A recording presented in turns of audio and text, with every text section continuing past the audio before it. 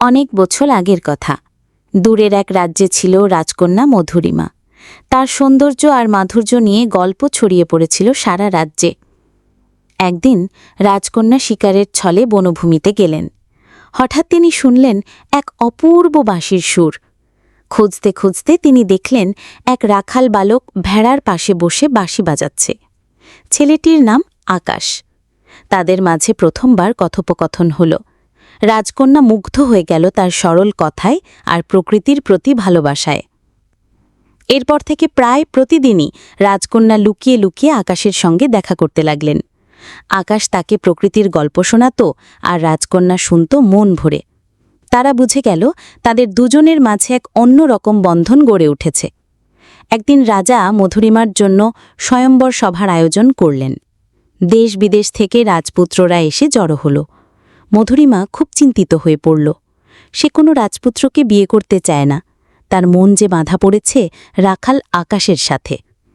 তখন রাজকন্যা ঘোষণা করলেন যে তার জন্য এমন একটি ফুল আনতে পারবে যা আগে কেউ দেখেনি এবং যার সৌরভ মনকে শান্তি দেবে, তাকেই সে স্বামী হিসেবে বরণ করবে।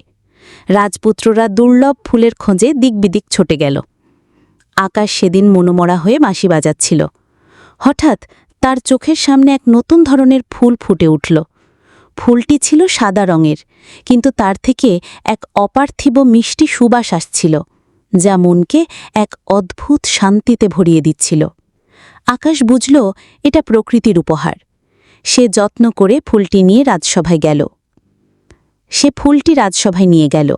রাজপুত্রদের আনা ফুলগুলো রাজকন্যার মন ছুঁতে পারল না, কিন্তু আকাশের আনা সাদা ফুলের সুবাসে পুরো রাজপ্রাসাদ শান্তিতে ভরে গেল।